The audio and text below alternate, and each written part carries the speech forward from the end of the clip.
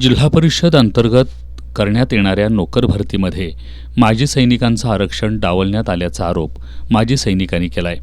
माजी सैनिकांच्या आरक्षित जागांवर इतरांनी अतिक्रमण केलं असून त्याला प्रशासनाचा कारभार जबाबदार आहे. त्यामुळं प्रशासनाचा निषेध करण्यासाठी शौर्याचं प्रतीक म्हणून मिळालेलं मेडल सामूहिकरित्या जिल्हाधिकाऱ्यांना देण्याचं आंदोलन करण्यात येणार आहे. ही माहिती स्वाभिमानी संभाजी ब्रिगेडचे जिल्हाध्यक्ष रुपेश पाटील यांनी दिली आहे. सामान्य प्रशासन विभाग कोल्हापूर, जिल्हा परिषद आणि महाराष्ट्र शासन यांच्याकडून नियमबाह्य पद्धतीनं सैनिकांचं कायमस्वरूपी नुकसान करणारे खोटे पत्रव्यवहार करून माजी सैनिकांच्या हक्काच्या आरक्षित जागा इतर उमेदवारांना देण्याचा घाट घालण्यात आलाय.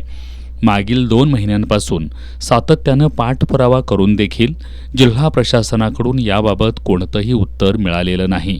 त्यामुळंच माजी सैनिकांनी आंदोलन करण्याचा निर्णय घेतलाय. मेरिट लिस्टमधल्या ज्या आरक्षित नसलेल्या लोकांसाठी ह्या जागा देण्याचा घाट घातलेला आहे. ह्याच्यामुळं माजी सैनिकांचं कायमस्वरूपी नुकसान होणार आहे. एक माजी सैनिक घडण्यासाठी तो जीवाची बाजी लावतोय.